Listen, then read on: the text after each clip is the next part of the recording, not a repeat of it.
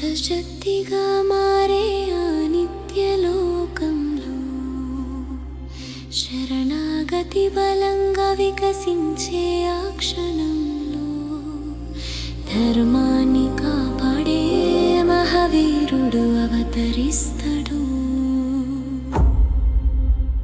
వాయుపుత్రుడు రామదూత శ్రీ హనుమాన్, వాయుదేవ వరములతో జన్మించిన బాలుడు,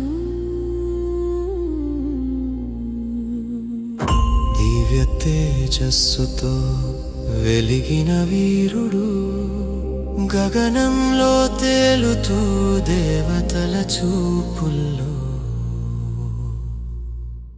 అనంత శక్తిని ధరించిన శిశువు, సూర్యుణ్ణి ఫలమని చూసిన బాల్యం,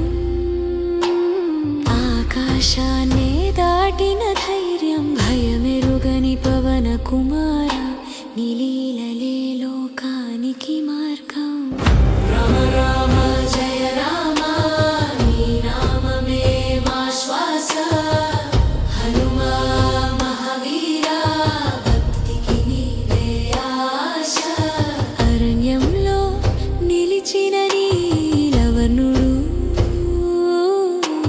కన్నుల్లో కరుణ సాగరుడు, ఒక చూపే చాలు హృదయం కరిగేలా, బాధలపై వాలిన వాయుసుతుడు. రామనామమే శక్తి అని శ్వాసలో నింపుకున్నాడు, దేహమే ఆయుధమై దాస్యమే ధర్మమై మారాడు. జయ జయ హనుమంత రామదూత మహాబలవంత, జయ జయ హనుమంత అంజనేయ భక్తివంత.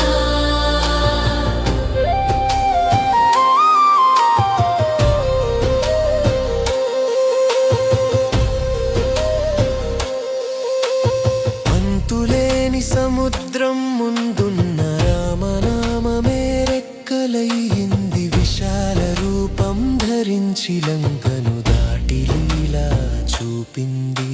అశోకవనంలో సీతమ్మ ఆశలో నిలిచిన తల్లి, రామముద్రతో ధైర్యమిచ్చి భక్తి దీపం వెలిగించాడు.